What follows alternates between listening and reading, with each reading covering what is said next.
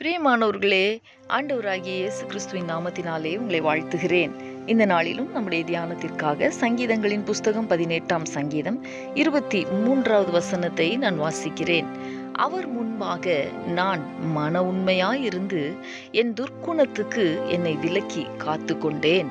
எனக்கு அன்பானவர்களே, தாவீதுக்கு தேவன் பதில் தந்ததற்கான காரணங்களை தொடர்ச்சியாக நாம் தியானித்து வருகிறோம் அல்லவா?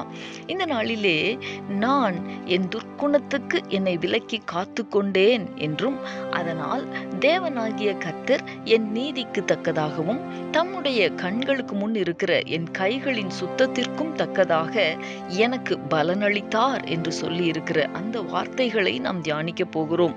எனக்கு அன்பானவர்களே, மனிதன் இயல்பாகவே பாவ சுபாவம் உள்ளவன் தான், துர்க்குணம் உள்ளவர்கள்தான். ஆனால் இந்த துர்க்குணத்துக்கு நாம் நம்மை விலக்கி காத்து கொண்டிருக்கிறோமா என்ற கேள்வியை நம்மை நோக்கி நாம் வைத்துக் கொள்ள வேண்டும்.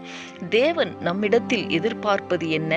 ஒரு நீதியுள்ள வாழ்க்கை, தேவனுக்கு முன்பதாக அவரால் அங்கீகரிக்கப்படுகிற வாழ்க்கை, உண்மையுள்ள பரிசுத்தமுள்ள ஒரு வாழ்க்கை, தெய்வ பயமுள்ள ஒரு வாழ்க்கை, இவைகளை தேவன் நம்மிடத்திலே எதிர்பார்க்கிறார்.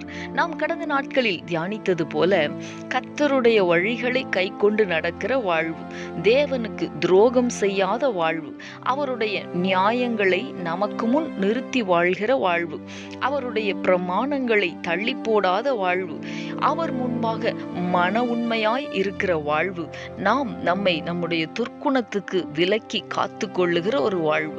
இப்படிப்பட்ட வாழ்க்கை நாம் வாழ்கிறோமா என்பதை ஆராய்ந்து பார்த்து அவைகளின்படி நாம் நடக்காதிருப்போமானால் இந்த நாளிலே அவைகளின்படி நடக்கிற வாழ்வு வாழ நம்மை அர்ப்பணிக்கலாமே.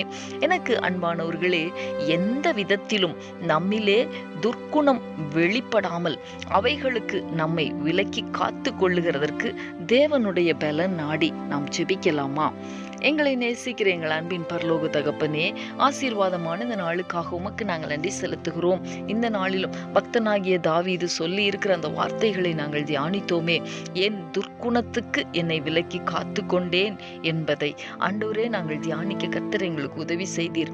தகப்பனே, எங்களுடைய வாழ்க்கையிலே நாங்கள் பாவ சுபாவம் உள்ளவர்கள்தான், துர்க்குணம் நிறைந்தவர்கள்தான். ஆனால் அவைகளுக்கு விலக்கி காத்து கொள்ளுகிற ஒரு வாழ்க்கை வாழ கர்த்தர் எங்கள் ஒவ்வொருவரையும் பலப்படுத்துவீராக. தகப்பனே, உமக்கு முன்பாக மன உண்மையாயிருந்து துர்க்குணத்துக்கு விலகி நாங்கள் ஜீவிக்க கர்த்தர் எங்கள் ஒவ்வொருவருக்கும் கிருபை தாரும், பலன் தாரும். நீர் அப்படி செய்ய போகிறதற்காக உமக்கு ஸ்தோத்திரம். இயேசு கிறிஸ்துவின் நாமத்தில் வேண்டிக் கொள்ளுகிறேன் நல்ல பிதாவே. ஆமேன், ஆமேன்.